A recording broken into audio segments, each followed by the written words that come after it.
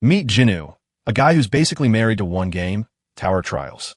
While everyone else is still struggling through early levels, he's already conquered everything. Not just cleared it, he's the only player in the world to reach level 100, the undisputed rank 1.1. But the moment he finishes the game, reality begins to change. The world of Tower of Trials becomes real. Skills, monsters, and systems all bleed into everyday life. For Jinwoo, it's the perfect scenario. He knows everything, every mechanic, every hidden trick. This is his world now, and he's completely in control. Just as everything starts going perfectly for him, Truck-Cohen decided to say hi, and Jinwoo was left in a 10-year coma, removed from the very world he was meant to dominate. When he finally wakes up, everything has changed. Even his parents now have summons, and the news is filled with people clearing dungeons like it's completely normal. Then a system notification appears, asking if he's ready to start the tutorial. Not long after waking from his 10-year coma, my guy resumes life at home, but with a very different twist. He absorbs everything he can about this new world that has merged with the video game. For example, duels and raids are now everywhere. Dungeons must be cleared, and the Tower of Trials has become a real physical structure. The entire concept of the digital game has fully materialized into reality. 3 years after this strange merging phenomenon, humanity has adapted and now coexists with the evolved world. A low-ranking scroll could at best give you a D rank, but most rewards ended up being F rank. Higher-level scrolls offered better chances, going up to S rank, but with this one, a D is the best Jinwoo can hope for, and I definitely don't mean his package. Jinwoo is just praying for something usable. He'd even settle for an E rank if it came down to it. Bro just wants something workable. With that hope, our boy Tears opened the summoning scroll, activating its effects. Judging by his reaction, Jinwoo is genuinely excited because he can't wait to see what a real summon looks like in person. Suddenly, blue lightning crashes down violently, scaring the life out of him. Jinwoo watches in complete shock, the torn scroll lying on the ground. The system calls out, and to his surprise, confirms that he has summoned an X-rank wind fairy. In other words, something far from average. Completely stunned, Jinwoo questions whether this is even supposed to happen. The wind fairy looks at him in surprise, then becomes amazed at her own summoning. She's thrilled, swooning over the fact that someone managed to summon her after such a long time. Jinwoo is confused because summons aren't supposed to talk back, but then it clicks, and he asks if she might be Ramba. The question confuses her, and she quickly denies it, saying she's just a wind fairy. But as she floats there, she slowly recalls that only one person ever called her that, Jinwoo God. And that instant realization hits her. Her face flushes as she recognizes him as her beloved Jinwoo God. With tears in her eyes, she clings to his face, crying about how much she missed him while hugging him tightly. Our hero begins to understand why an X rank was summoned in the first place. Back in the game, if you exploited the Wind Fairy's hidden mechanics, she could evolve into a powerful support summon that boosts attack speed. They had spent so much time together during his early days that he even gave her the nickname Ramba. At the same time, he still can't believe that this bug exists in the current version since it was patched in Year 1 of Battle of Summons. Jinwoo checks the official records, recalling how the exploit was supposedly fixed. He even remembers his frustration when she was deleted despite all his investment. Examining her data, he discovers that the Wind Fairy now has a strange quarantine status, something he doesn't fully understand. The fairy begins to cry, explaining that she was trapped in a cage and couldn't escape ever since she disappeared. She begs him not to leave her again, but our hero pushes her aside, trying to piece together a theory, a game theory. First, Jinwoo asks what caused her quarantine status.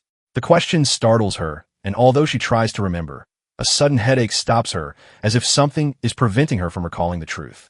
She puts on a cutesy act suggesting that some external force sealed her memories, but Jinwoo isn't buying it, and tells her to just say what she can remember. Ramba admits she can't say much, but confirms she was held in isolation, and no normal player could summon her. What's more interesting is that Jinwoo senses there are other summons like her that were also quarantined. Ramba confirms this, though she never met them since they were kept separately. She estimates that at least 10 entities are part of this quarantine, which immediately gets Jinwoo thinking. His thoughts lead to a chilling conclusion. Back in the game, 10 of his summons were labeled as bugs and deleted under his care. If all of them were reclassified as X rank, then they might also be summonable. Ramba is simply happy that she managed to return to him through the scroll.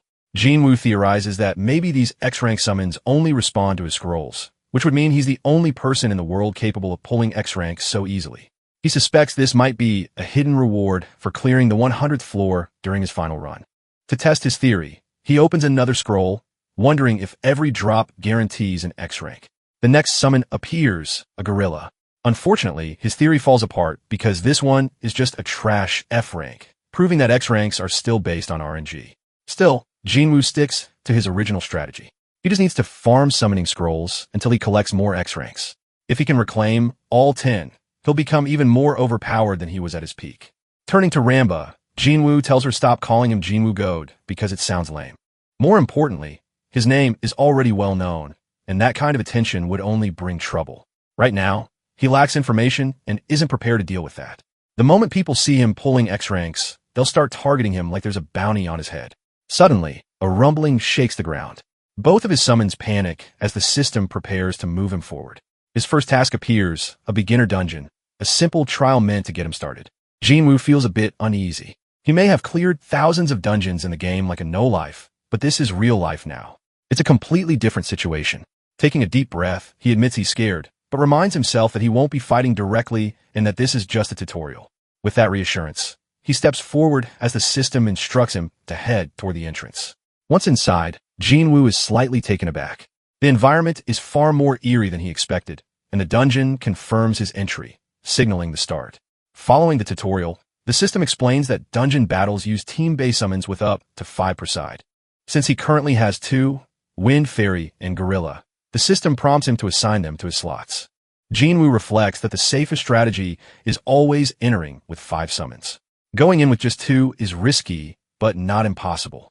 After all, he's fought uneven battles thousands of times before.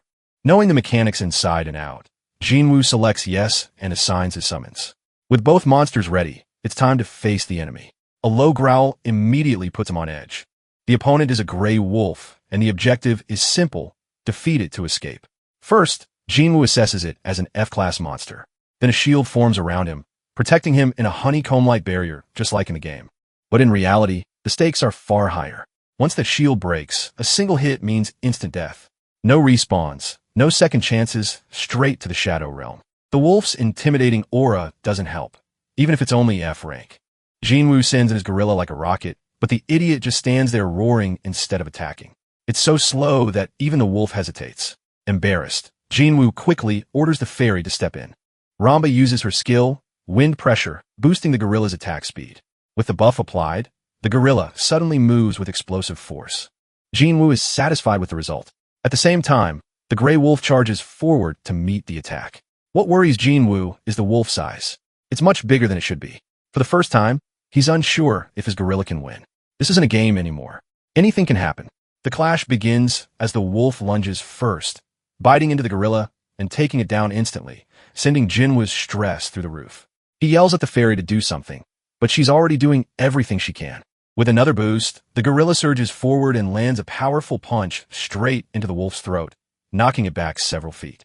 One last time, Ramba pours in her energy, pushing the gorilla to its limit.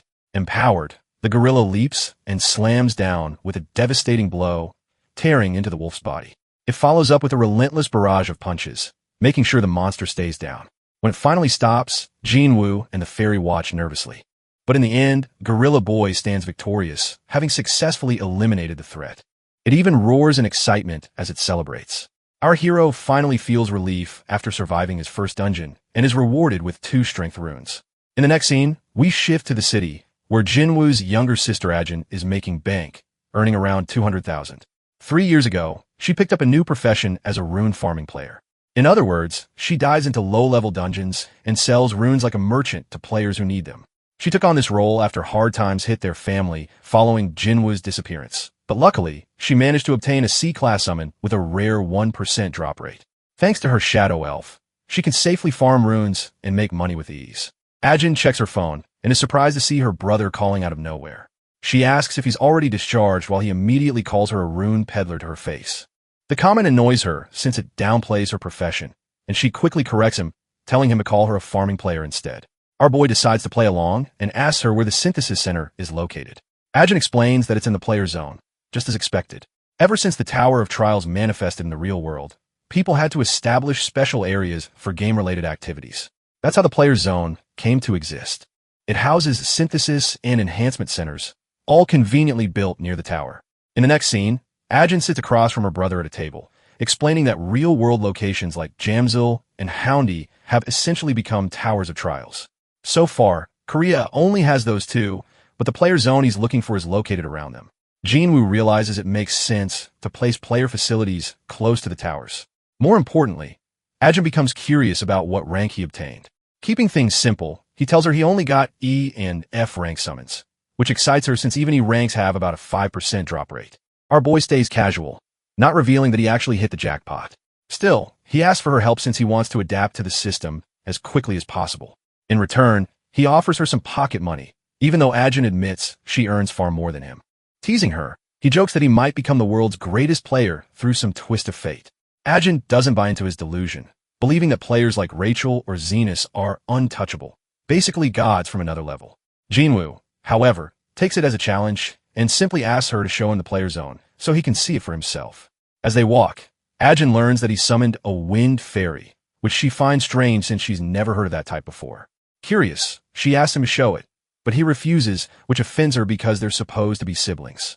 Jinwoo instead asks her to show her summon first, and Ajin confidently agrees, telling him not to be too shocked. Honestly, he's curious what kind of summon gives her this much confidence. The answer is a C-rank shadow elf, and his face instantly turns blank. It's not even anything special in his eyes, which annoys Ajin since she believes summons like this are considered elite among players. Deep down, though, Jinwoo sees C-ranks as nothing more than fodder. Units he wouldn't even bring into a dungeon. He politely greets the elf, and even asks if it can speak Korean or say hello, but both Ajin and the summon stare at him like he's lost it. Ajin is completely confused by her brother's strange behavior, but in reality, he's testing whether all summons can talk. It turns out this one can't. Ajin even points out that summons aren't supposed to speak, giving him a reality check after dealing with Ramba. Now it's his turn to show his summon, but he straight up ghosts her and refuses.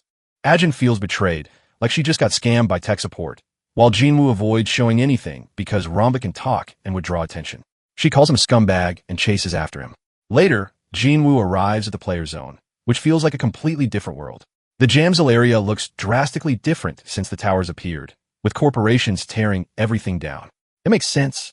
No one wants an amusement park next to a tower filled with danger. At the same time, Jinwoo finds the idea thrilling. Ajin reminds her clueless brother that dungeons make the area dangerous, so it's not a place for fun.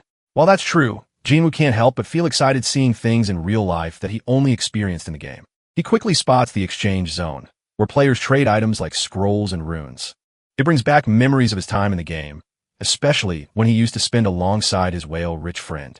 Ajin also points out the information desk, suggesting he use it whenever he needs help beyond the basics. Since he's a beginner, she recommends enrolling in an academy near player headquarters. Jinwoo reassures her that he'll be fine, believing he already has everything he needs. His focus is on growing stronger on his own within the zone. Ajin is still worried, but Jinwoo tells her to head home while he stays behind for a bit. She finds his behavior strange since his discharge, almost like he's a different person. Still, she convinces herself that he's just trying to work hard in his own way and decides to keep an eye on him when needed. They say their goodbyes, and later Jinwoo finds a secluded area where no one will notice him. He immediately summons Ramba, who excitedly greets him at full volume. He quickly shuts her up, telling her to stay quiet. Confused, the fairy doesn't understand, but Jinwoo firmly instructs her never to speak out loud in the real world. He explains that their conversations would attract attention, so she's only allowed to talk inside dungeons. With that settled, Jinwoo shifts his focus to his next goal, earning money to fund dungeon raids. Checking his balance, he realizes he's completely broke, just like a typical gamer in real life. Reality hits hard when he sees he only has 12-1 to his name. The thought of going back to part-time jobs makes him miserable. While others might suggest asking his parents for help, he refuses. His mother already works 3 jobs just to support the family, and asking her for money would feel like disrespecting her efforts. Feeling useless, he accepts that he has to start from scratch. The reason Jinwoo became unbeatable in the game was because he never spent real money. He was completely free to play and still reach the top, which honestly sounds unreal. That mindset gives him hope that he can climb from zero again. Suddenly, his eyes widen when he sees a transfer of 500,000 points. Shocked, he checks the source and realizes it's from his mother, who sent him money knowing he would never ask for it himself. The gesture overwhelms him. This is the same woman who cared for him during his 3-year coma, enduring countless struggles, truly the definition of a selfless parent. Jinwoo wipes his tears, grateful for her kindness, and swears to succeed no matter what to make his family proud. 3 lost years won't stop him. He's determined to use every second to rise again and gather the resources he needs for dungeon raids. That determination leads him to buy 3 more summoning scrolls. His first objective is to build a proper team. He pulls a slime mass and a horned butterfly, both F ranks, but his luck turns around with the third summon, an E rank poison lizard. That's a solid outcome, beating the odds twice in just 5 pulls. The poison lizard has decent abilities, though he absolutely hates using the slime mask and is forced to keep it for now. Honestly, it's got a face only a mother could love. With his team assembled, Jinnu prepares to raid more dungeons and push their growth further. The system revolves around farming, hunting, and opening scrolls, and Jinnu is more than ready to grind. If he can recover all of his X-rank summons, he'll have the power to crush every obstacle standing in his way. His main plan is to acquire and recollect the remaining X-ranks. With the initial preparations finished, it's time for the real work. Jinnu searches for a dungeon location. In the game, it was simple since he just had to tap a spot, but now he's curious about how the real system works. It surprises him to the point that he even startles himself and others. That's because he learns that having a summoned creature alone isn't enough to enter a dungeon. Gates appear all over the country regardless of location, and difficulty is measured through energy emissions for ranking. But no matter how easy a dungeon is, people can't just enter freely unless they are officially registered. Our boy sulks because he has the worst luck imaginable. The fact that he awakened after this law was implemented hits him even harder. His little fairy is currently his only comfort since she supports him. Feeling slightly better, Jinnu pats her head before suddenly receiving a call from his sister. Ajin asks when he's coming home for dinner, but he tells her he'll eat on his own. He then asks about the player registration process, which she conveniently forgot to mention. Jinnu already knows she didn't bring it up, but in reality, the regulation is recent. Too many people were dying inside dungeons, forcing the government to introduce strict policies.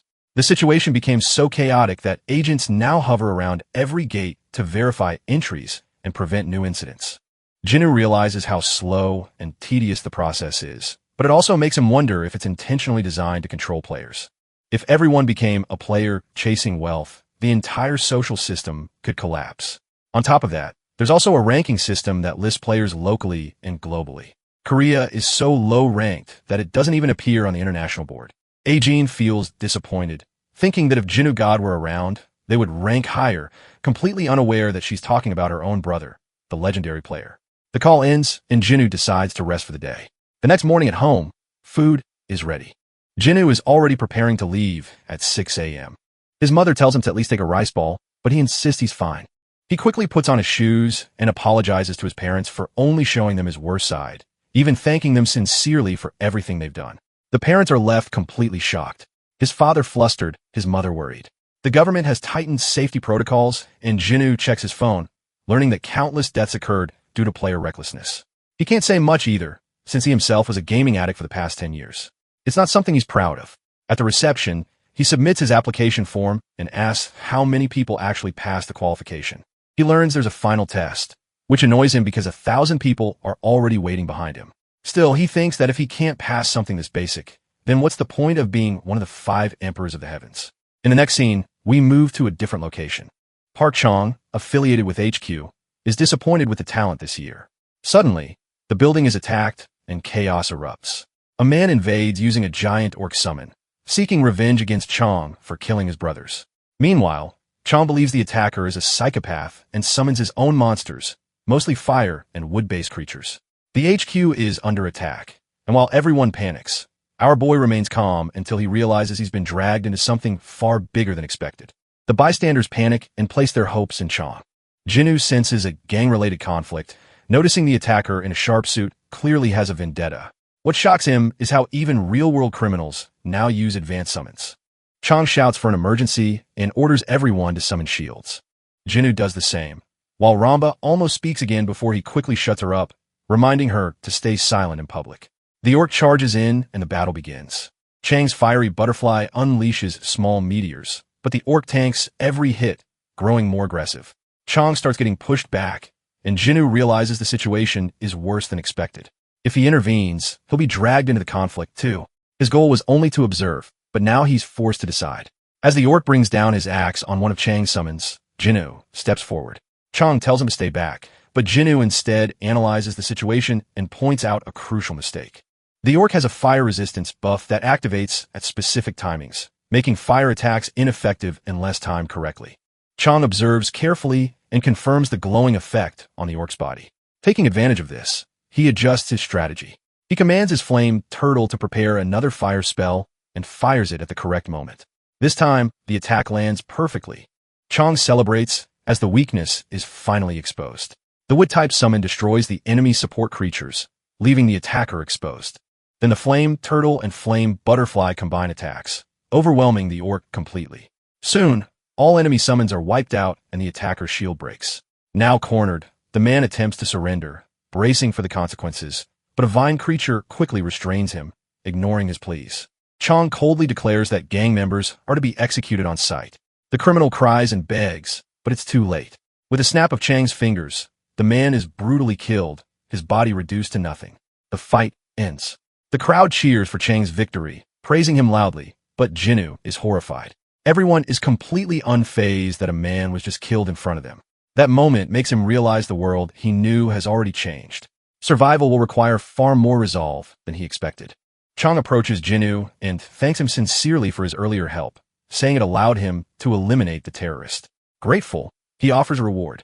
Using this opportunity, Jinwoo reveals that he hasn't registered at headquarters yet. The man is completely stunned by this information because this is the same kid who just gave him excellent combat advice while still being a total beginner. Chang asks for his ID card, assuring him that it's all they need for verification. Jinwoo hands it over, and Chang promises that a reward will be given after a quick background check. Satisfied, our boy leaves while Chang quietly watches him go and immediately contacts a friend, forwarding some data. He wants a full investigation into Jinwoo's background. In the next scene, our boy hands a pastry to the fairy for staying quiet, and she happily eats it. Even though Jinwoo understands that players usually struggle with their summons, he finds it surprisingly easy to keep her satisfied with something this simple. Still, something about all this is bothering him. Even though he didn't plan to get involved, everyone inside that building would have died if he hadn't stepped in. The world is different now, and he can't fully adapt to it yet. Jinwoo knows he has to keep climbing by hunting stronger targets. Summoning scrolls are essential for him, especially if he wants to recover the remaining X-rank beasts. His priority list includes the drill instructor and the explosion dragon mage. Luckily, both can still be obtained from low-rank scrolls. With that in mind, Jinwoo decides it's time to make his next move. Later, Chang's report comes in, and it completely shocks him. The new kid was hospitalized for 3 years, which explains why he was unregistered. That also lines up with the timeline when the world changed. However, what he can't understand is how quickly the kid decided to pursue registration right after being discharged. Looking over the file again, Chang has to question if what he's seeing is real. Trying to stay composed, he personally calls the examiner and replaces them, deciding to oversee the test himself. Something about Jinwoo's adaptability is too unusual to ignore.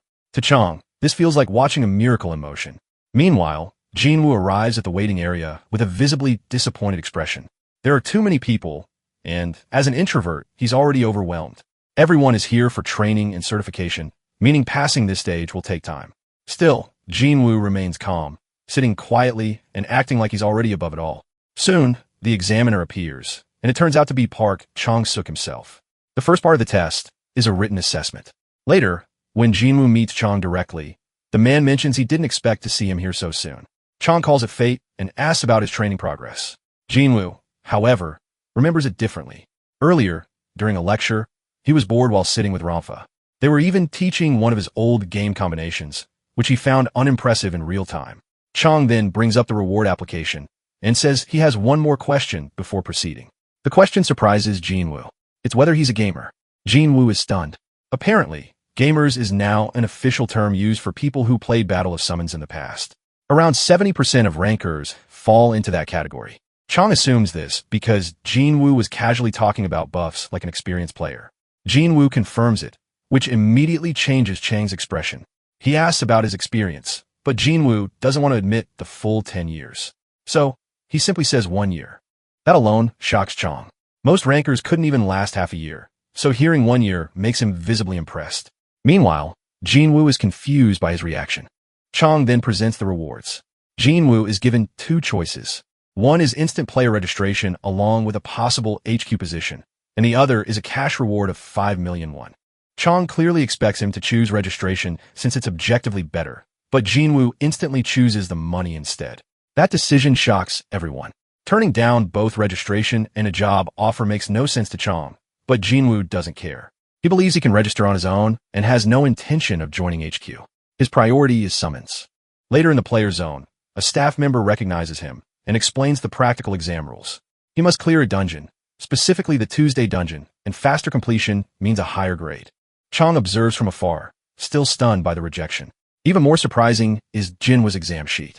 He wrote so much about runes and summons that the examiners were genuinely impressed. Some even believe he will become a ranker soon. With explanations finished, Jinwoo is allowed to enter the gate. Inside, a shield forms around him as the dungeon begins. The environment is filled with toxic slime monsters, and the objective is simple: defeat them and escape quickly. Jinwoo activates Ramba's buff ability, boosting his summons, especially the gorilla's attack speed. The dungeon is structured like a maze, and most players get lost trying to reach the boss. However, Jinwoo recognizes the optimal route immediately. The slimes are slow, so the best strategy is to rush straight to the boss.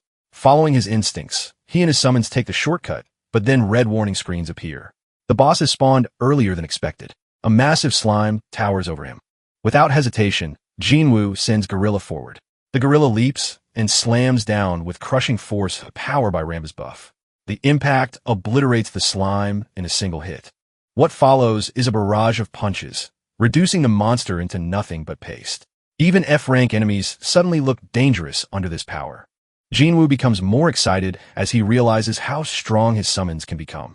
Within moments, the boss is defeated and the dungeon is cleared in 5 minutes. For Jinwoo, this still feels slow compared to his old game records where he cleared dungeons in under a minute. Shockingly, this performance breaks the Korean record, unlocking an achievement. Jinwoo is stunned, but he receives 3 advanced summoning scrolls and 2 abrasives as a reward. What confuses him most is that this best record is still only 5 minutes. Meanwhile, HQ is in chaos trying to process the new record. At first, they assume it's Kang Jian, but they quickly realize it's someone unknown.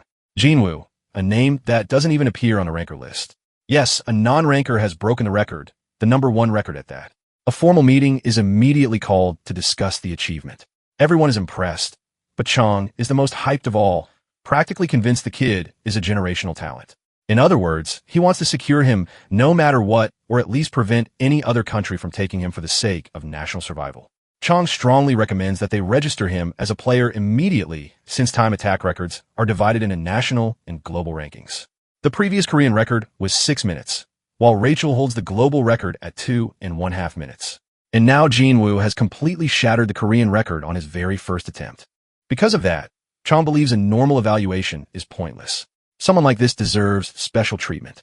Back to Jinwoo, he's actually a bit disappointed with how average his record feels. Chong suddenly rushes over calling his name with an almost overly excited energy, praising his performance. He asks how Jinwoo managed to do it, but Jinwoo keeps it simple and doesn't explain much, thinking the praise is exaggerated. Then, Chong hands him his official player license card. Jinwoo is surprised he got registered so easily without any real trial. However, Chong is still curious about his method.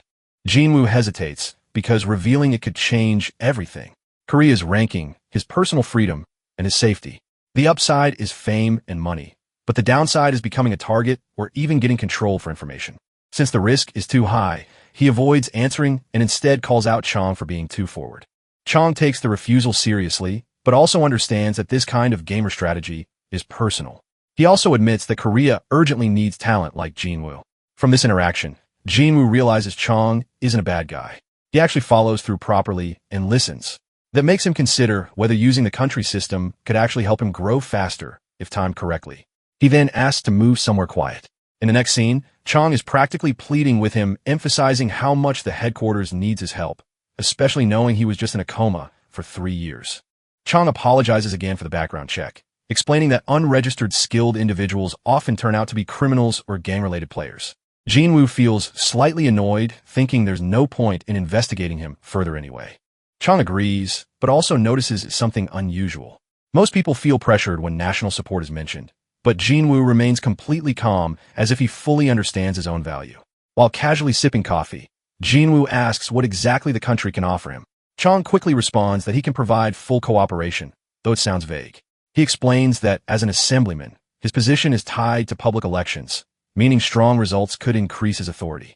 In short, he's a politician looking for leverage. He then asks Jinwoo to support him, so he can in return provide full assistance. But the offer feels underwhelming to Jinwoo, since there's no clear personal reward. Still, he agrees under one condition, a 1-month trial period. During that time, he'll focus on his own growth and decide later if cooperation is worth continuing. If not, he'll walk away and return everything. Chang interprets this as a trial partnership. It's bold, but it's his only chance to secure Jinwoo. They shake hands, both sides agreeing to the temporary deal. Jinwoo adds another condition. He wants confirmation that news of his record won't spread across the country, since he's concerned about safety. Chang initially says HQ can handle his protection, but quickly realizes even it may not be enough for someone like Jinwoo, especially given how easily he handled the dungeon. So, he accepts the condition, though he admits total information control isn't possible. They part ways on that note. Jinwoo leaves satisfied and immediately checks his rewards, especially the advanced summoning scrolls. He knows record-breaking rewards are valuable, and although opening them sounds tempting, gambling isn't his priority. Selling them seems smarter. Then he remembers the player web system, where all player data and trading listings exist. After installing and checking it, he's shocked each high-grade scroll is worth around 3 million won. That means he almost made 10 million won from a single dungeon run. Jinwoo quickly realizes his financial situation might change much faster than expected. He plans to sell the high-grade scrolls and reinvest in the low-grade ones, focusing only on the summons he needs most. However, when he checks low-rank scroll prices, he's confused. They're listed at 5,001 each despite being easy to farm. The market is flooded with sellers, yet prices remain fixed. Realizing he needs more information, he calls his sister agent again. After explaining the situation, she tells him the HQ buys scrolls in bulk to support rankers. That's why the minimum price stays at 5,001.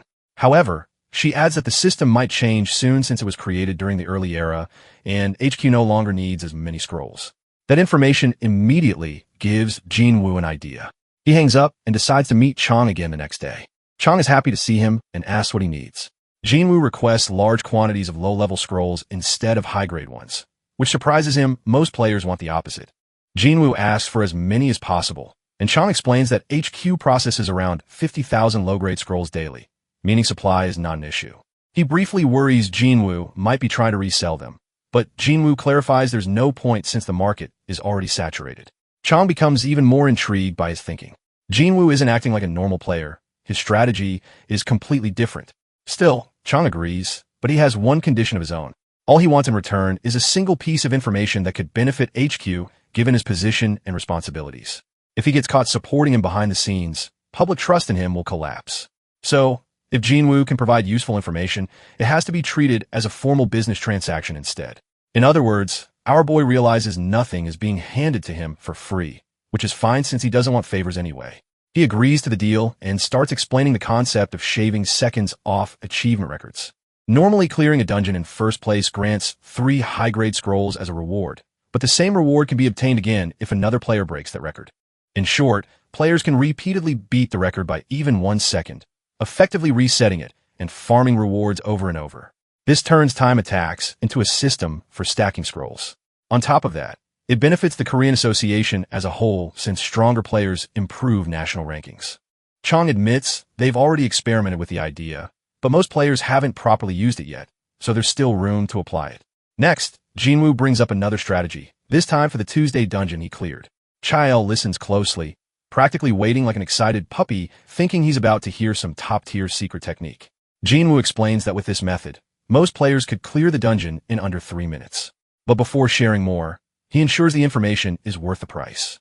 He increases his demand, adding 50 more high-grade scrolls on top of the low-grade ones. In total, he's effectively asking for around 100 million won worth of scrolls. It's an insane price, but Jinwoo considers it fair since the strategy can be applied across both low and high-tier dungeons, potentially generating billions in return. Chael agrees, stating that if the information proves valuable, he'll transfer 150 million won directly and also supply 10,000 low-rank scrolls daily. The next evening, Chael gathers his staff for a test. Everyone is expecting something significant. He begins by mentioning the recent Tuesday dungeon record, then casually claims he obtained a method to bypass it through overseas connections. He even frames Jinwoo as a test subject who unknowingly contributed to the discovery, warning them not to spread any details. The purpose of the meeting is simple. They will begin time attack testing using this new method. The key summon involved is the poison lizard. The poison lizard is roughly human-sized, classified as a brawler-type summon, tough and durable. However, it's unpopular due to how difficult it is to raise compared to other summons. Most players overlook it, except for one crucial trait. Its diet consists mainly of slimes. That single detail makes it perfect for the Tuesday dungeon. With it, fast clears become possible. In the next scene, players proudly report 4-minute completion times, confirming the method works. The once ignored poison lizard is suddenly celebrated as an essential summon. A few days later, news of the record spreads across the country. Sung fully realizes Jinwoo is far beyond an ordinary gamer. He decides to form a dedicated support team around him, selecting 3 skilled members with different specialties. Meanwhile, Jinwoo stares at his bank account, completely stunned by how rich he suddenly feels. He wonders why he never earned money like this before. But what excites him most is the 10,000 summoning scrolls he now has access to. Since Sung kept his promise, Jinwoo prepares to hold up his end of the deal. He sets up Ramba for another attempt. Water is poured onto the ground, and the wind fairy begins praying to every god she can think of, begging for an X-rank summon. Then the scrolls are opened, one after another. Thousands of summons are revealed, but most are junk. After opening 3,600 scrolls, Jinwoo is left exhausted with nothing valuable obtained. The fairy tells him it's unrealistic to expect an X rank so easily. She explains that summoning her was pure luck, basically god-tier RNG. In reality, even 100,000 low-rank scrolls might not guarantee an X-rank summon. Confused, Jinwoo asks if she understands the system properly. She explains that summons are tied to roughly 10% of the global population, meaning hundreds of millions of possible entities exist. X-rank summons, however, are isolated and unique. This shocks Jinwoo, though he's more focused on the fact that pulling one X rank out of hundreds of millions is basically lottery tier difficulty. Ramba adds that he is likely the only person in the world capable of summoning X ranks, but Jinwoo just sulks, realizing how impossible the odds really are. She also mentions that some summon groups have already been fully removed from circulation, making them unsummonable forever. Still, the odds remain brutal. Jinwoo briefly considers switching strategies to mid-tier scrolls, but that brings new problems, cost, efficiency, and scarcity. In the end, he realizes he has no choice but to work within the current system. He opens another scroll with Ramba assisting him. 2 weeks pass. After opening around 140,000 scrolls, he still hasn't obtained a single X rank. During this time, he even moves closer to the player zone for convenience, refusing to rely too heavily on his parents. At the Synthesis Center, Jinwoo notes how much the building has changed along with the rest of the world. What used to be a famous hotel buffet is now a system facility. He holds ticket number 125 while Ramba nervously tells him not to mess up. Inside, he registers Ramba into the synthesis system and begins upgrading her by sacrificing multiple summons as materials. Her level increases to 21 along with improved intelligence. Ramba celebrates her growth excitedly, but Jinwoo remains unimpressed. This result came after 140,000 scrolls, and the maximum level is 100. At this rate, he feels like he'll die before ever reaching the peak. More days pass, and Chang checks on progress reports. His team is fully established, and his focus shifts entirely toward Jinwoo. He learns that Jinwoo continues opening scrolls nonstop every single day. Even today, he purchased more using the 150 million won, still trying to get them at lower prices whenever possible. Unfortunately, the Management Bureau is already growing suspicious and raising concerns about the supply of these scrolls. Chang still can't understand why Jinwoo would invest so heavily in something like this, but he's certain the kid knows something they don't. Because of that, he agrees to the ridiculous proposal of selling each scroll at half price. The suggestion shocks his subordinate, who immediately warns that it will cause major problems. But the assemblyman remains calm, believing the talent they're dealing with is destined to become a national hero. In his mind, supporting Jinwoo now means later be credited as the one who invested in him early. That's why he considers this decision worth it. He also tells Byung-jin to keep everything confidential, limiting knowledge of the deal to himself, Jiwoo, and Taeseon. Meanwhile, we return to Jinwoo, who is once again suffering through thousands of scroll openings. He's visibly drained, and even the Wind Fairy is starting to question how long this is going to continue. To ease the situation, a new figure arrives, Yu-jia, a stunning member of his new support team. She informs him she's here regarding the proposal. Jinwoo asks about the discount arrangement, and she carefully explains that they will be providing him a 50% discount on scroll purchases. The news leaves him completely stunned. On top of that, She mentions an additional 100 million won budget allocation as part of his operational support. For Jinwoo, it feels like everything is suddenly leveling up to another dimension of luxury. Jiwoo reminds him not to leak any of this information, though she assumes he wouldn't anyway. She also mentions it's meant to strengthen their working relationship, something Jinwoo has no complaints about. After she leaves, Jinwoo finally feels what real from the assemblyman looks like.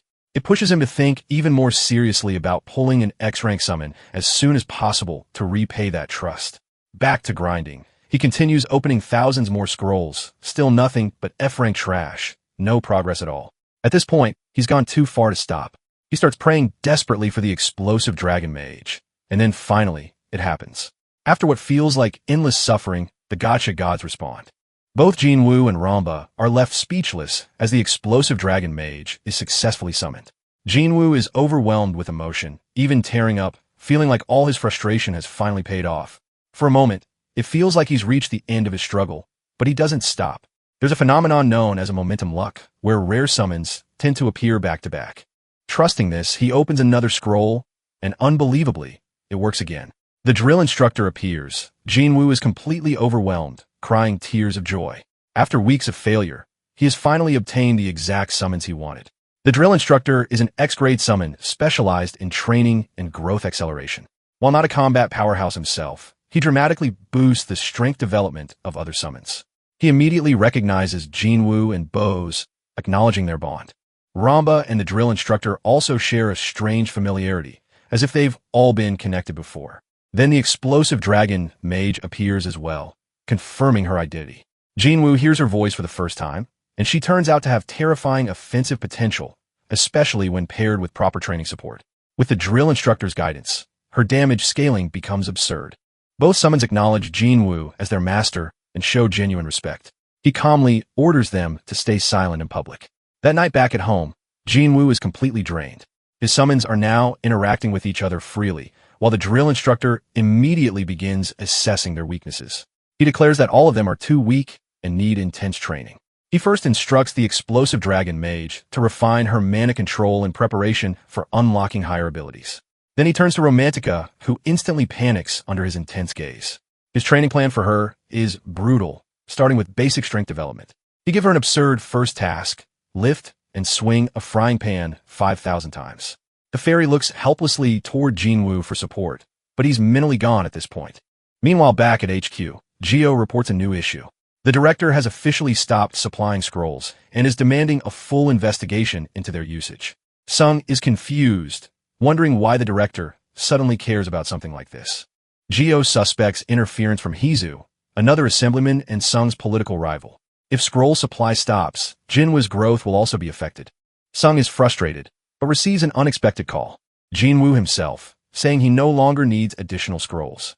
Still, Sung remains wary of Hizu's interference and plans to deal with it later. Later at Guanacaste Mountain, Jinwoo prepares for his next dungeon. He wears a simple tracksuit and studies the area. In this world, there are several dungeon types: exploration dungeons for materials, Tower of Trials dungeons for high difficulty, and Chaos Dragon dungeons requiring full parties, though that last one hasn't fully manifested in reality yet. There are also rare stage dungeons, but those are uncommon. Despite recommendations to use a party, Jinwoo prefers going solo. A staff member checks his license, confirms his registration, and lets him proceed. Inside, Jinwoo is immediately met with chaos. A full-scale battle is underway, humans versus monsters. This is a subjugation-type dungeon already in progress. Soldiers are barely holding the line as waves of orcs push forward. For a moment, it feels familiar to him, just like a game. But now that everything is real, he can feel every bit of the intense pressure in the air. What stands before him is no longer a simulation, but a full-scale war where soldiers desperately shout for healers to keep them alive. The boy decides to stay calm and quickly summons his units to deal with the orcs. He tells Ramba to boost the drill instructor's attack speed and orders the explosive dragon mage to provide cover using her fire spells. At the same time, he commands the deranked Mini Kong to charge straight toward the orc boss, completely ignoring the chaos in between. His focus is entirely on the boss because of the simple structure of the orc's subjugation dungeon. As long as the giant orc at the back is taken down, victory is guaranteed and the battle will end. Meanwhile, with Ramba's buff in effect, the drill instructor goes completely wild, cutting down orcs one after another as if they were mere insects. Watching this, Jinwoo begins to wonder if this overwhelming strength comes from being an X-rank. A small smile forms on his face as it becomes clear the battle might end before he even gets the chance to properly warm up. Even the soldiers who were struggling just moments ago are left stunned, seeing powerful allies appear out of nowhere and completely shift the tide of the fight. Mini Kong leaps straight into the orcs while the Golden Fairy continues healing without pause. Ramba, on the other hand, seems to be enjoying herself, provoking the monsters and making them throw their weapons at her. Seeing this, the boy immediately scolds her for messing around. Meanwhile, the explosive dragon mage unleashes her signature fire spell, burning every orc that comes into contact with her flames. Before long, through their teamwork, the boss finally falls and a notification appears confirming that the dungeon has been successfully cleared. All the summons celebrate their small victory as the system rewards them with experience points, allowing them to level up. On top of that, Jinwoo hits the jackpot by receiving an intermediate summoning scroll along with 500,000 won. These rewards push him to start looking for new dungeons right away since he not only leveled up his summons, but also earned easy cash in the process. He begins planning to make it big overnight and finally stop being a broke loser. Meanwhile, back at headquarters, Assemblyman Cha Hae-in is being scolded by Ji Ai-hoon for making such a reckless bet. Apparently, he let his anger get the better of him and is now facing the consequences. During earlier meeting with Hyo Soo-hyun and the director, things escalated into an argument that nearly turned into a full-blown fight. The director tried to step in and stop the clash between Assemblyman Heezu and Chong. Heezu insisted he was only giving advice, but Chong clearly had no interest in hearing something that sounded more like an insult than help. Heezu then mocks him, calling him a loser since none of his talents have ever made it to the national team. That comment pushes Park Chong over the edge, and the argument quickly intensifies. Unfortunately for him, his rival actually has the skills to back up his words. Even so, Park refuses to let Heezu look down on him like that. Sensing that Park is about to lose control, Heezu proposes a bet to see whose talent can reach a higher rank, and Park immediately agrees without thinking it through. Heezu then raises the stakes, adding that the loser must publicly admit the other is better and resign from their position. To make sure neither of them backs out, he adds a penalty of 1 billion won. Instead of reconsidering, Park quickly agrees and even suggests drafting a proper contract for the bet. As the story shifts back, Jia questions him, asking if he made such a reckless decision just because of Jinwoo. She admits the boy is a genius, but reminds him that at the end of the day, he is still just a gamer who might fall short compared to registered rankers. The man, however, remains unfazed, stating that he fully believes in Jinwoo and is confident the boy will bring massive returns if supported properly. Just then, an assistant rushes into the room and loudly announces that he has identified the person responsible for solo clearing D-rank dungeons. It turns out to be none other than Jinwoo. Hearing this, the assemblyman is left speechless, his mouth hanging open. While Jia struggles to believe it, she argues that it has only been a month since the boy registered, and she cannot understand how he is already clearing dungeons in under 5 minutes. The assemblyman immediately takes advantage of the situation, switching his tone as he starts bragging about his instincts, claiming he always knew the boy was special. The excitement on his face is obvious as he begins looking forward to winning the ridiculous bet he made. Back at home, the boy lies on his bed staring at his phone screen. He cannot help but giggle while checking his bank balance. The poor guy has never seen this much money in one place before. After farming D-rank dungeons nonstop, he managed to stack up a solid 16 million. The intermediate scrolls turn out to be his biggest source of income, earning him some seriously huge profits. He drops to his knees and basks in the reward of all that hard work, convincing himself he might actually be the chosen one. That is a bit conceited considering his summons did most of the work. Still, he decides to divide the money into different accounts for separate purposes. First, he sets aside funds for monthly expenses, then he creates another account to share part of his earnings with his family and make them proud. Lastly, and most importantly, he sets aside 10 million, the same amount that got his name into the headlines, placing it into a savings account strictly for personal use. The rest of his balance is reserved for himself. While you can never have enough wealth, Jinwoo understands the importance of investing in his growth as a player. All of his summons are already above level 30. The next step in strengthening them is through powerful runes. It will not be easy, but grinding dungeons daily remains the most efficient method. Still, he wonders if buying a main summon from the black market might speed up his farming. Suddenly, his jaw drops when he sees how expensive C-rank summons are. A weak-looking Thunderbat still costs an eye-watering 20 million. That is not even the worst part. B-rank summons start in the hundreds of millions, And as for A or S rank, none are available at all. He sighs, realizing that B rank summons are incredibly rare. Even so, it does not discourage him much. He always knew the day would come when he would need outside assistance. Back at the assemblyman's office, the man's calm and composed demeanor completely shatters when he hears some thrilling news. Another request has arrived from the star player Jinwoo.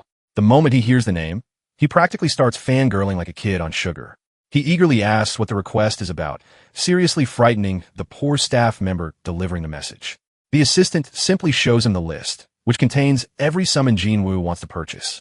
The total climbs past 1 billion won, as if it were pocket change. The assemblyman's eyes nearly pop out of their sockets at the audacity. He lets out a dry laugh, wondering if the boy truly believes such an amount can be arranged overnight. However, his sarcasm fades when his subordinate adds one crucial detail. Jinwoo has promised to reveal secret information about time attacks and daily dungeons. That immediately grabs his full attention. He confirms whether the player truly means information for every single day of the week. It sounds far too generous, almost suspicious. Still, he chooses to trust Jinwoo and decides to bring the proposal to the director. A few hours later, he returns to the office, slamming his fist on the desk and looking like he might flip it at any moment. His team can already tell the meeting did not go well. The director rejected the proposal outright, even though it could have pushed their company to the top of the industry. Watching him fume, Jiwoo quietly thinks she wishes every manager had that much passion.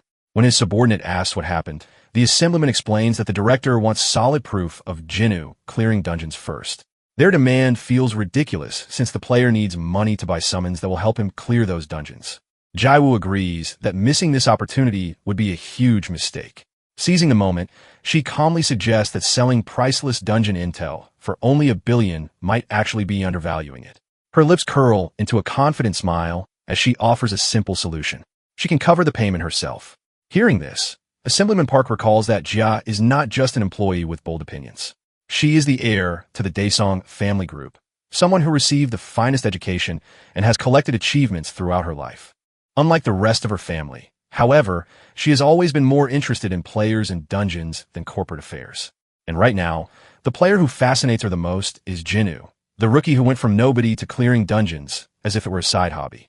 Now that he is offering an exclusive deal, this feels like the perfect opportunity to recruit him into her own agency before anyone else can. The assemblyman's current position comes with countless restrictions, but this arrangement would give him full freedom over future profits. No need to beg for approval. Still, he hesitates and asks if she is truly comfortable betting such a massive sum on a player with an uncertain future. The high-class lady responds with a cheeky smile, asking if he even knows her current bank balance. She assures him money will not be an issue. All she needs is a single meeting with the player. After that, she is confident she will have him firmly in her grasp. Later that evening, she sits alone by the window of a fine dining restaurant. That is when her awaited client finally arrives. Looking sharp in a perfectly tailored two-piece suit, Jinwoo feels slightly surprised at how quickly the assemblyman agreed to the arrangement. From his perspective, all he did was request a formal meeting in exchange for a bit of secret information. It is his first time in such a luxurious place, one that makes even five-star hotels seem underwhelming. The line of waiters welcoming him at the entrance almost makes him feel like a true boss. Just then, a graceful voice calls out to him, leaving him completely speechless. He is stunned to finally meet the woman he has only ever seen on his phone. The Daesun Company heiress truly has everything one could ask for. She is intelligent, beautiful, and backed by a powerful family. Honestly, name a trait, and she probably has it. Never in his wildest dreams did he imagine that the genius constantly making headlines would be working with HQ. Curious why she is sitting alone, he asks if no one else will be joining them. She smiles softly and explains that she was the one who reached out to him, not Mr. Park. Soon, exquisite dishes are placed neatly in front of him as Jia delivers the unfortunate news that HQ cannot afford to provide the resources he requested.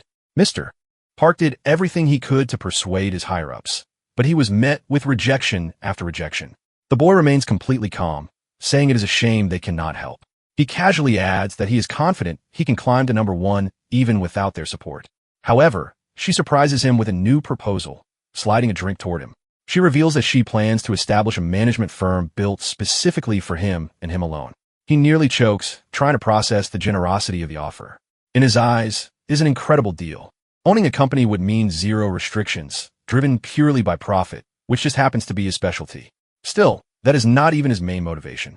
This is also a golden opportunity to strike a deal with someone capable of buying his secret information at the highest price. Jia adds that she, along with the entire Daisung group, will unconditionally support him with whatever he needs. Within seconds, he is completely disarmed by her confidence. He bluntly admits that it is hard not to like her. She praises him in return, calling him a talent who deserves such treatment. She tells him they will discuss the finer details of his contract later. For now, she suggests he greet the summons he ordered. Jinwoo's jaw drops. She actually fulfilled his request before he even signed anything, almost as if she already knows he will not refuse. She flashes a smug smile and tells him to think of it as a gift of appreciation. The next day in the mountains, his little sister searches for him at their usual spot. He has not contacted her for an entire week, and on top of that, he suddenly moved out to live on his own. She is clearly annoyed when a gorgeous woman walks past her, leaving her speechless. She does a double take, feeling like she has seen that face somewhere on social media. Her brain struggles for a moment before it finally clicks. It is a national icon Jia, who seems to be looking for the same person. Nearby, the boy is breaking a sweat from intense morning drills. His summons look even worse, practically collapsing from exhaustion. Just then, they notice someone approaching. Jinwoo turns and spots Jia climbing the stairs, clearly not dressed for exercise. He is genuinely surprised to see her there. She calmly says she is impressed to find him training this hard so early in the morning. Together with his summons, he actually looks like he has formed a proper party. Then she offers him yet another token of appreciation.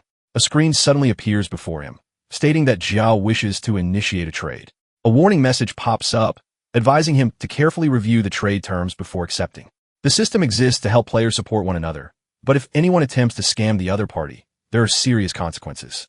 The system literally strikes offenders with lightning as punishment, so honesty is strongly enforced. Right before his eyes, he sees Jia's entire collection of summons listed for transfer. In exchange, she asked for absolutely nothing. Without hesitation, he presses accept, and just like that, her entire collection becomes his. Immediately after, he bows to her repeatedly. This gift is far beyond anything he believes he deserves. She brushes it off, saying it is not a big deal, and suggests they move on to the actual contract. She has already decided on the company name, a combination of their surnames. The profit distribution is just as generous. Jinwoo will receive 70%, she will take 25%, and the remaining 5% will go to Mr. Park. The poor man deserves a comfortable retirement someday. Of course, it is not charity. Park will continue supporting them from his position inside HQ. As for the paperwork, she has already arranged for an assistant to handle everything. Jinwoo raises an eyebrow, pointing out that those assistants were employed by HQ. She casually informs him that they have already resigned. Apparently, offering triple their previous salary is a very effective motivator. Moving on, he wonders if she is truly fine with giving him 70%. She calmly assures him it is not generosity, but a calculated decision that reflects her confidence in his potential. What she does not say out loud is that money is not her real goal. Her true intention is to win Jinwoo completely to her side. Without hesitation, the boy presses his thumb print onto the contract, sealing the deal as the two of them shake hands. Just then, one of his summons notices movement in the forest. In the blink of an eye, it disappears into the bushes. Moments later, violent screams echo through the trees. Shortly after, it returns, dragging two familiar figures like pieces of meat from a butcher shop. Completely confused, Jinwoo stares at his little sister, Ajin, and asks why she was sneaking around in the bushes. He pieces together her story and realizes that she recognized Jinwoo as a celebrity she admired, which led her to follow her without thinking. She quickly tries to reframe the situation, claiming she was just curious at the time. By then, Jiao had already left, so Jinwoo presses further, pointing out that it still counts as stalking. He asks if she decided to watch them from a distance after seeing him with Jiao. His sister falls silent after being exposed. After a brief pause, she finally admits the truth without resistance. Right after that, she jumps toward him and demands to know how he even knows Jiao and how he managed to meet someone like her. Jinwoo explains that his contract includes a clause requiring him to introduce his family to Ms. Jiao. He adds that she had planned to meet them formally anyway. His sister immediately begins to swoon at the thought of meeting her idol with the family. Before he can continue, she cuts him off again, pressing for more details. He begins explaining that he used to be a well-known gamer who once held the record for clearing low-ranked dungeons faster than anyone else. Because of that, he frequently visited headquarters and eventually met Jiao by chance. She asks if it is the same game he used to play on his phone all the time. Jinwoo panics at the risk of exposing his identity as Jinwoo God. He quickly claims it was a different game and that he only played for about a year. His sister catches the hint and remarks that it still sounds impressive even if the game itself was trash. She then teases him, asking if all that time he wasted on games has finally paid off. Deep down, Jinwoo knows he can trust the family that has taken care of him for the past 3 years, but he still refuses to put them in danger. He decides he will only reveal everything once he is strong enough to protect them completely. Ajin points out that he kept this information from her all this time, but Jinwoo replies that he always intended to tell her eventually. He asked her to keep a secret for now until he personally explains everything to their parents. She struggles to believe what she just heard, but Jinwoo insists he has his reasons for staying silent. Eventually, she agrees despite her doubts. In the background, Ramba can no longer handle the weight of the dragon mage and finally collapses under the strain. At the same time, the drill instructor corners her shadow elf, making it visibly anxious. Jinwoo quickly tells Ajin to pair the shadow elf with a shadow wolf, explaining that without the wolf, its efficiency drops to less than 10% of its full potential. She is surprised to hear that, especially since the summon is completely new to her. Jinwoo explains that it makes sense because the summon belongs to the B-rank tier. Curious, she wonders how she could possibly obtain a B-rank summon and immediately searches the online catalog for answers. In the next moment, her expression falls into despair as she shows him the price, asking how he expects her to afford something that costs 500 million. She sarcastically remarks that at this rate, she might be able to buy it in 20 years. However, her brother calmly replies that he can get it for her within a month without much trouble. She bursts into laughter at the claim and mocks him for trying to act cool just because he has recently gained some recognition as a gamer. She tells him to forget about it and insists that she will save up little by little until she can afford it on her own someday. He simply smiles, stands up, and tells her not to cry when he actually makes it happen, which only leaves her more confused. She begins to feel that her brother has changed into a completely different person lately, while her frightened elf quietly snuggles into her lap for comfort. About a week later, outside one of the weekday dungeons, Jinwoo meets up with the company team as planned. They hand him a set of new gear, which confuses him at first since he did not expect anything like that. Ji-sung explains that for the Ubox company, information is their most valuable asset above everything else.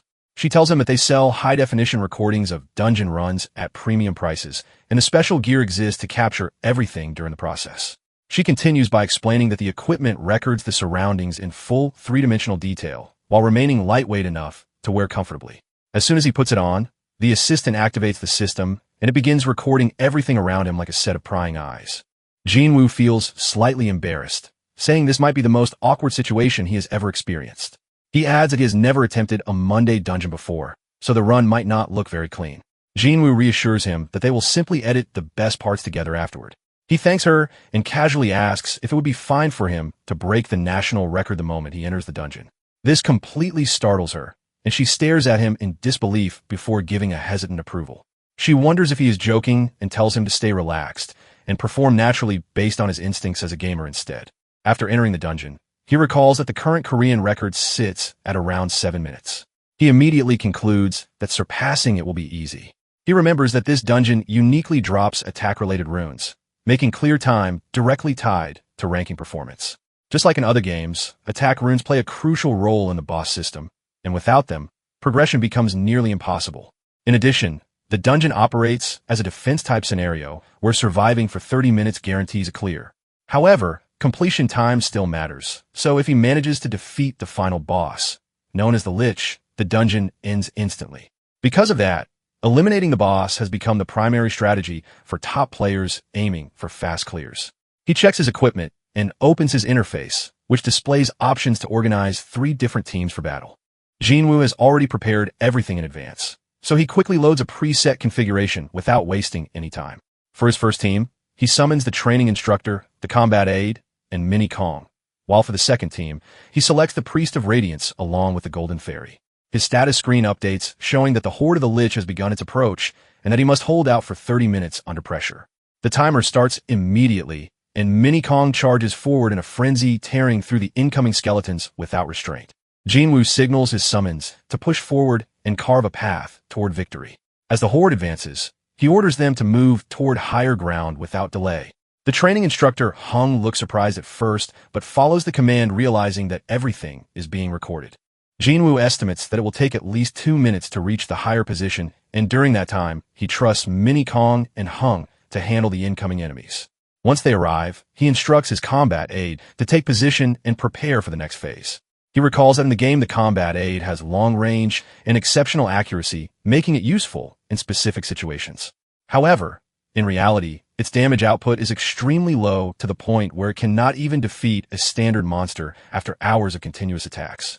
Even so, in this low-rank money dungeon, the aide becomes the perfect summon because the Lich has relatively low health overall. He tells the aide to hold fire for now, and then orders Radiance to cast a blessing over the battlefield. He explains that this blessing removes the Lich's dark shield, which normally grants immunity against long-range attacks. Once the shield disappears, he commands the combat aide to begin firing immediately, while Mini Kong and Hung maintain control of the advancing horde. Radiance and Murmury provide support from above. The aide fires its shot, and as expected the damage appears underwhelming compared to the other summons. However, the key detail is that the Lich's health steadily decreases with each precise hit. After several successful shots, the Lich begins to weaken and Jinwoo notes that with normal runes this process would have taken far too long. That is why most players avoid bringing the combat aide into this dungeon. At that moment, a skeleton slips past Kong and rushes toward Jinwoo, but Hung intercepts it instantly and eliminates it without hesitation. Jinwoo then points out that he holds a major advantage because he can combine runes with Han's abilities to unlock the combat aide's full potential. With that enhancement, even a top-tier Lich can fall from a single decisive strike. The next shot fires, and the Lich suddenly falters as its condition worsens rapidly before collapsing backward. The system screen updates, confirming that the boss has been defeated and the dungeon has been cleared in 4 minutes and 12 seconds. The entire squad exhales in relief as the results screen reveals that they have broken Korea's all-time record and unlocked a special achievement.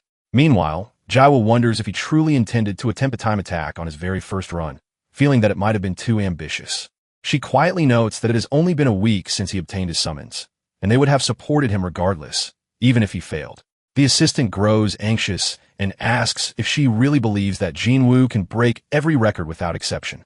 He continues, saying that while breaking the Tuesday record is impressive, they never discussed how he plans to clear the remaining dungeons ahead. He points out that Jinwoo is not the first player in Korea with a year of experience and questions whether he has been completely honest from the start. Jinwoo cuts him off and asks if he is worried about the situation, which immediately softens his expression. She looks back at him and tells him not to stress about the investment since she used her personal funds anyway. She adds that even in the worst-case scenario, she will ensure their careers remain secure without any damage. On top of that, she reassures them that their salaries will remain unchanged, which causes both of them to tear up in relief. Jiwoo reflects quietly, reminding herself that she has more than enough resources to handle any outcome that may come from this decision. At the same time, she cannot shake the feeling that Jiwoo is hiding something far greater beneath the surface. The confidence he displayed before entering the dungeon made it clear that the challenge meant almost nothing to him from the very beginning. Just then, news arrives confirming that the record has officially been broken, sending shockwaves through everyone involved. The information quickly reaches HQ, where they realize that the low-rank Monday dungeon record has been shattered by an unbelievable margin of 3 minutes. They immediately look up the player responsible and discover that it is none other than Jinwoo, leaving them completely stunned. Back at the dungeon entrance, Jia's hands tremble as she begins to grasp the full weight of what just happened. In her mind, the business will perform decently at worst, but if everything goes right, it could grow into something far beyond expectations. Meanwhile, inside the dungeon, our boy looks at the magnificent scene before him, reflecting briefly.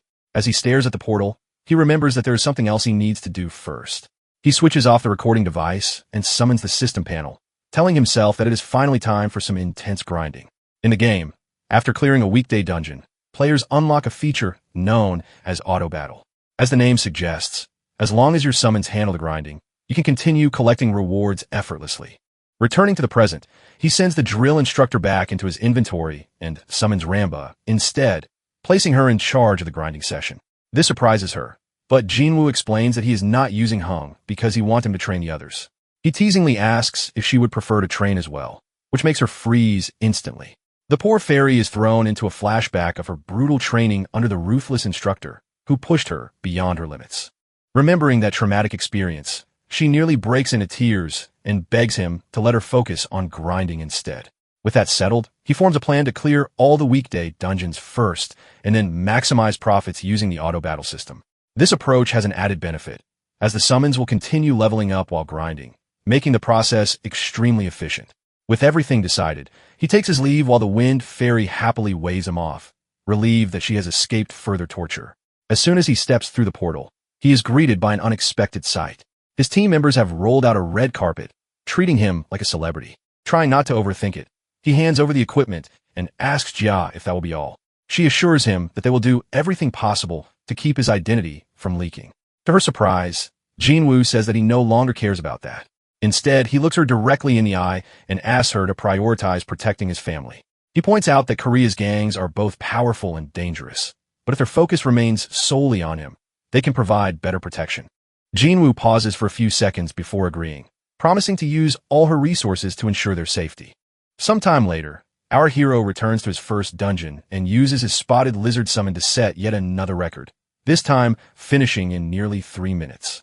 Although he makes the run look presentable on screen, his actual skill level is already good enough to compete on the world stage. By using speed runes on the lizard along with buffs from the Wind Falcon, breaking the record becomes effortless. After finishing, Jinwoo turns off the recording and returns to the real world. The following day, he enters the Wednesday dungeon, which takes place in a frozen wasteland. This dungeon is known for its unique mechanic, a movement debuff that slows players down to a crawl, making progress extremely difficult. Shivering from the cold, he summons his Frost Cat, Wind Falcon, Titanium Golem, Horn Fairy, and the explosive Dragon Mage. Together, their cold resistance abilities make the environment manageable. As Jinwoo surveys the battlefield, he spots massive white gorillas charging toward them. He immediately orders the Titanium Golem to move forward and activate its shield while the Wind Falcon provides a speed boost. The entire team rides atop the golem like a moving fortress, pushing forward at full speed despite the harsh terrain. As they advance, Jinwoo struggles to keep himself from getting sick, having underestimated how rough the ride would be. The snow gorillas launch powerful snowball attacks, but the golem absorbs everything without difficulty. Not only that, it suddenly leaps upward as if gravity does not apply, scaling the side of the mountain with ease. Jinwoo then signals the dragon mage to prepare, drawing her attention to what lies ahead. As soon as they reach the ledge, a system warning appears, indicating that the dungeon boss is nearby. The gorilla boss Pro Max unleashes a deafening roar, but Jinwoo remains unfazed and immediately issues commands to the Horn Fairy. She flies ahead and uses her ability to destroy the boss's protective shield. Without wasting a second, he signals the Dragon Mage, who unleashes a devastating flame attack that engulfs the boss entirely. Within moments, the dungeon is cleared in under 5 minutes. Jinwoo celebrates briefly after setting another record, only to suddenly double over and vomit due to motion sickness from the intense ride. From that point on, headlines begin to flood the media reporting on a mysterious no-ranker who is breaking national records across Korea. People soon realize that this is the same player who cleared the Tuesday dungeon, causing his popularity to skyrocket. Gossip spreads rapidly as he becomes the center of attention. Back at HQ, the director grows increasingly irritated as he reviews the headlines. His secretary informs him that this is the same player Assemblyman Park had mentioned earlier, the one tied to the rejected deal. The agreement was that Jinwoo would provide valuable information in exchange for low-rank summons, but Assemblyman Heezu opposed it, insisting that funds should not be released without proof. The director closes his eyes, realizing that the information had been legitimate all along. Taking a deep breath, he admits that while Heezu had a valid concern, results are what truly matter in politics. If they had supported Jinwoo from the start, their influence would have skyrocketed by now. Frustrated, he shifts the blame onto Heezu, claiming he squandered a once-in-a-lifetime opportunity. Without hesitation, the director orders his secretary to contact Jinwoo directly. Now that it is clear he is not a fraud, they must bring him back at any cost. Meanwhile, the system mechanics become clearer. Monday and Wednesday dungeons reward runes, while Tuesday dungeons provide abrasives. Thursday dungeons, on the other hand, grant skill books. Although they do not offer overpowered abilities or skills beyond what the drill instructor can unlock, they still provide valuable enhancements for players. Because of this, Jinwoo does not bother with Sunday dungeons, as they offer the same rewards, but with significantly higher difficulty. That is why the group chooses to rest on Sundays instead. In Thursday dungeons, players are immediately thrown into a boss fight upon entry. In this case, the Dirt Golem boss has incredibly high defense. Most players rely on White Wolves to reduce its defenses, but Jinwoo takes a different approach. Instead of relying on strategy alone, he overwhelms it with brute force and raw damage. Before starting, he switches off the recording device, knowing that this kind of run would not appeal to viewers. After all, most players do not have access to X-grade summons capable of replicating his strategy. To them, it would feel less like guidance and more like watching someone play with unfair advantages. Our boy makes up his mind to guide others by telling them to lower the boss's defenses using white wolves before unleashing extreme damage dealers. Climbing onto his titanium golem, he recalls that the dirt golem's weak point is its head, which is why he uses his own golem to even the odds.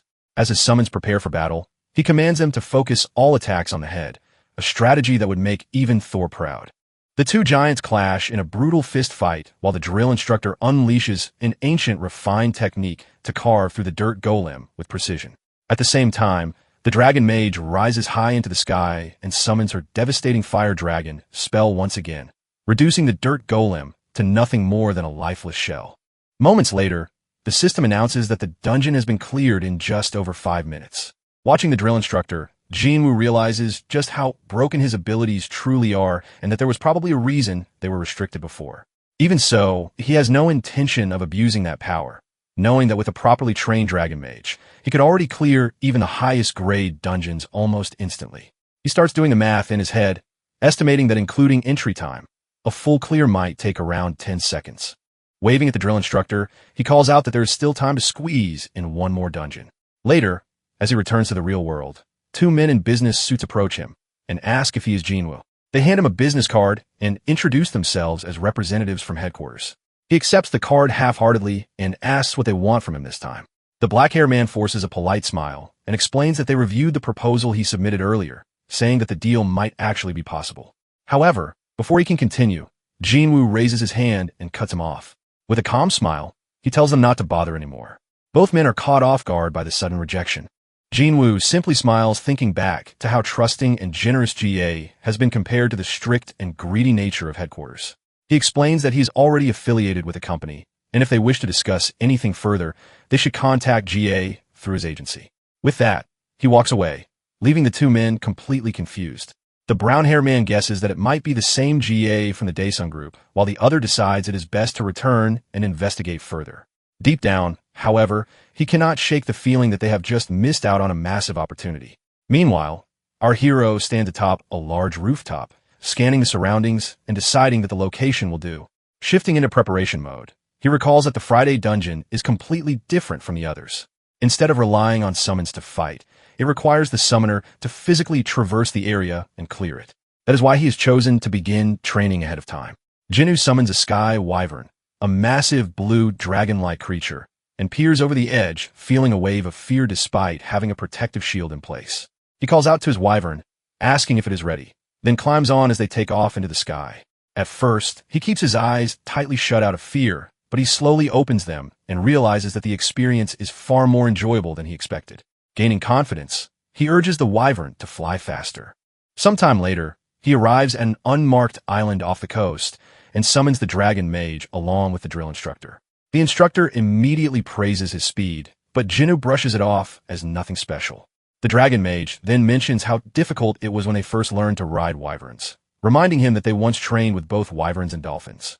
When she praises him again, Jinwoo blushes slightly and thanks her, which leaves the drill instructor looking oddly dejected. Turning his gaze toward the ocean, Jinwoo declares that it is time to practice riding dolphins as well. He hypes them up, saying that learning from experienced riders like them will be the fastest way to improve. A few days later, the Friday dungeon finally opens. This dungeon is unique because it can reward top-tier runes. At the start, Jinwoo summons his Wind Falcon and orders it to grant him a speed boost. Taking his position, he waits for the countdown. The moment it begins, he bursts forward, skillfully dodging the incoming projectiles. Moving at incredible speed, he dashes past obstacles and decides to take a hidden route. Instead of crossing the water normally, he leaps into the ocean and summons his sky dolphin. Grabbing onto its fin, he takes a deep breath and dives beneath the surface, avoiding all the obstacles above.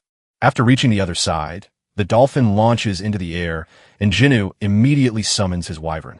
Appearing right beneath him, it allows him to land smoothly on its back before soaring into the sky. From there, he flies over the remaining obstacles with ease, bypassing the entire course in a way that makes the design path seem irrelevant. The rest of the run becomes effortless as he glides straight toward the finish line. Moments later, the system announces that the dungeon has been cleared. Jinwoo celebrates as he realizes he has completed it in just over 2 minutes, completely shattering the South Korean record. As a result, he receives a special reward for his performance. Flashing a confident peace sign, he rides off into the sky with his wyvern, marking yet another overwhelming victory. After clearing the Friday dungeon, it was noted that the Saturday dungeon had also appeared as black smoke rose from the dense forest. Jinwoo controlled his summoned beast, directing it to retreat from the blazing flames behind them. While the large bird flew away from the forest, as the monsters were burned to ashes, the system announced that every monster had been annihilated and that the dungeon had been cleared with a time of 0 hours, 3 minutes, and 40 seconds. Later that evening, beneath the Rocky Mountain, as flocks of weary birds returned to their nests, it was recorded that the Sunday dungeon had likewise been cleared in record time. Jinwoo and his companions attacked a humanoid monster whose